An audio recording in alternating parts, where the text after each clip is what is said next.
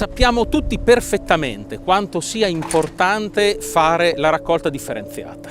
Con la raccolta differenziata il materiale che gettiamo e raccogliamo in modo differenziato ritorna a nuova vita, viene rigenerato per le esigenze della nostra quotidianità.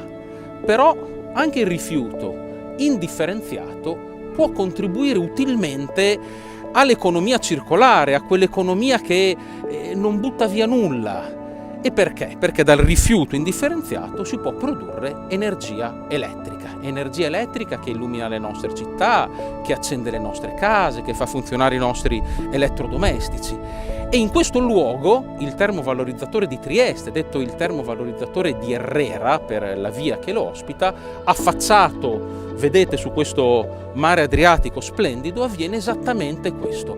Il rifiuto raccolto in modo indifferenziato si trasforma in energia elettrica utile per tutti noi.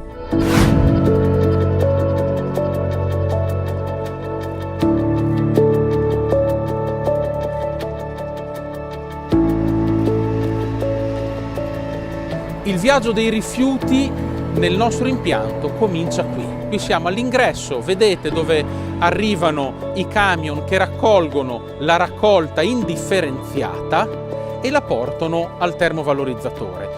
Qui all'ingresso avvengono due cose. I camion vengono pesati, lo saranno anche all'uscita per verificare quanto hanno conferito all'impianto e poi vengono sottoposti a un controllo radiometrico. Che cosa significa? Significa che viene verificato che non ci sia del materiale radioattivo nel carico, perché nel caso questo materiale dovrebbe essere ovviamente eliminato perché non può entrare all'interno del termovalorizzatore e trattato a parte.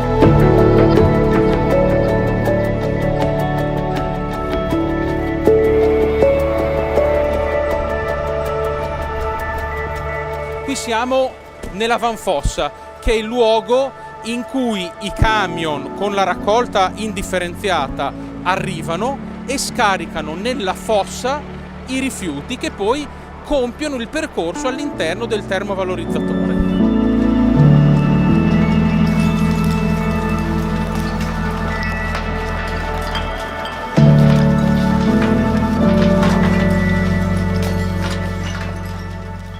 Abbiamo visto la fase di ingresso, di scarico.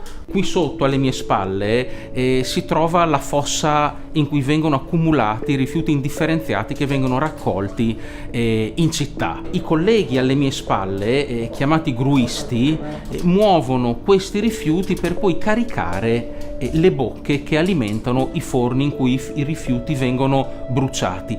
Ma questo lavoro in realtà è il lavoro di un alchimista, perché gli uomini alle mie spalle devono selezionare il rifiuto. Non si può prendere il rifiuto e caricare il forno in modo tale e quale. Il rifiuto va mixato come se fosse quasi una ricetta da cucina. Vanno mixati gli ingredienti perché è importantissimo che il forno abbia del materiale che brucia sempre in modo costante.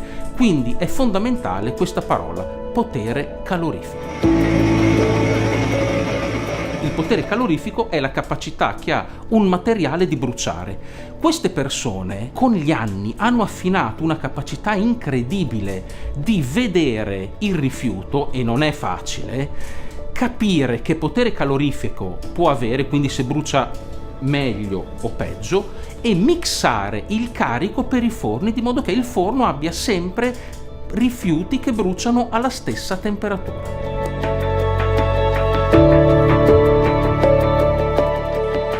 Il viaggio dei rifiuti prosegue. Abbiamo visto che i gruisti hanno alimentato con la loro magia le bocche di carico che conducono il rifiuto all'interno dei forni.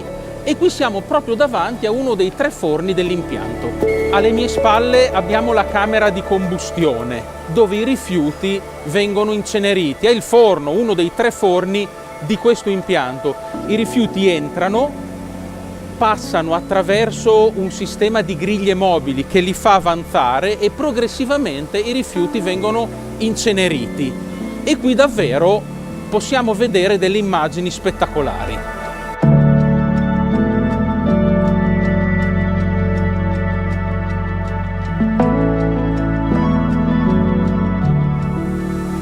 Mamma mia che impressione questo fuoco! Qui abbiamo un primo bivio del processo, perché da un lato i rifiuti bruciati diventano cenere che viene trattata in modo molto particolare e dopo lo esamineremo, ma soprattutto abbiamo l'inizio della produzione di energia elettrica, perché questi fumi che hanno una temperatura di 800-900 gradi vanno a scaldare l'acqua contenuta in una caldaia qui proprio quasi accanto al forno, che produce vapore, e questo vapore è la benzina che alimenta la turbina che poi genererà energia elettrica. Ecco dove arriva il vapore che fuoriesce dalle caldaie. Arriva qui nel locale dove è installata la turbina dell'impianto, la turbina che avvera l'alchimia dei rifiuti trasformati in energia elettrica. Qui il vapore fa girare la turbina, alimenta la turbina e produce energia elettrica. Per dare un'idea, un fabbisogno pari a un quinto delle famiglie di Trieste, quindi davvero una quantità importante che viene messa al servizio di tutta la collettività. Quello che vedete alle mie spalle non è fumo, ma è vapore acqueo che deriva dal processo di raffreddamento delle turbine che appunto dai rifiuti producono energia elettrica. E qui siamo nel punto finale del processo di produzione di energia elettrica, perché in questa cabina di trasformazione arriva l'energia elettrica prodotta dalla turbina che abbiamo visto un attimo fa. Qui viene ceduta attraverso dei cavidotti sotterranei alla rete di distribuzione nazionale e quindi entra nei nostri consumi, nelle nostre case, l'energia elettrica prodotta dai rifiuti.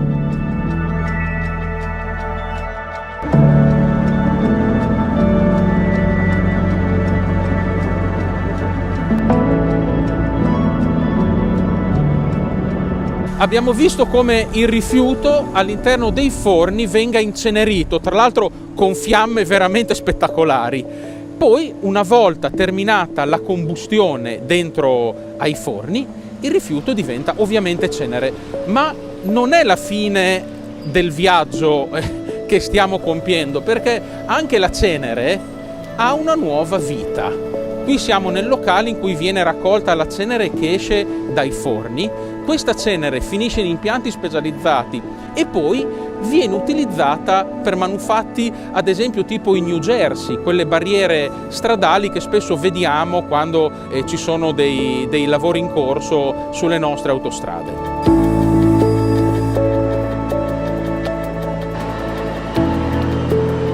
Qui siamo esattamente sopra i tubi che convogliono il vapore generato nelle caldaie verso la turbina che produrrà energia elettrica.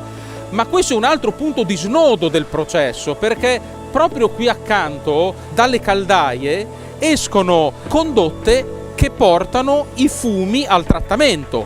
Occorre un trattamento molto particolare, molto spinto per garantire che dal camino esca qualche cosa che non impatta assolutamente sull'aria che respiriamo.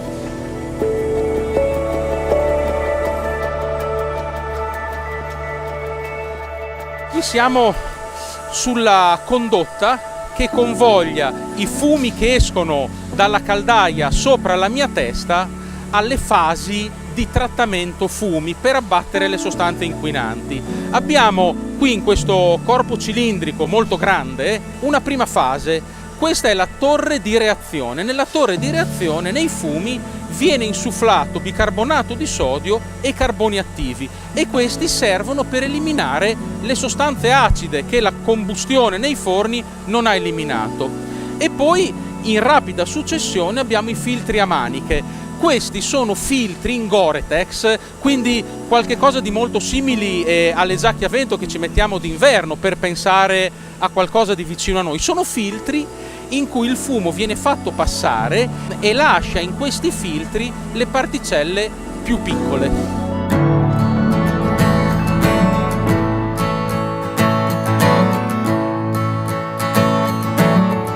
Qui siamo nell'ultima fase di trattamento fumi. Questa accanto a me è la torre di lavaggio.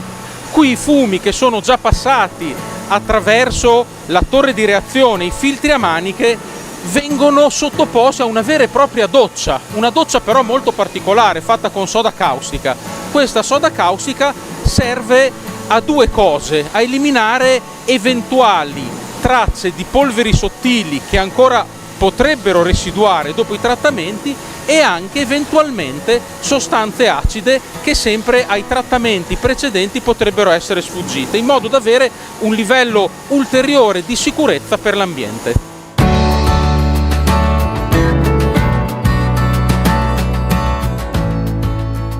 Quando si parla di salubrità dell'aria, comunque, non basta solo la tecnologia, è importante anche la trasparenza e la comunicazione. È proprio per una questione di trasparenza e di garanzia verso i cittadini che il gruppo ERA, per tutti i termovalorizzatori che gestisce, quindi anche Trieste, pubblica online sul sito di ERA Ambiente le emissioni in tempo reale. Quindi si possono verificare tutti i parametri chimici che vengono rilasciati in atmosfera e si scopre come questi livelli siano davvero di tanto inferiore rispetto ai limiti di legge.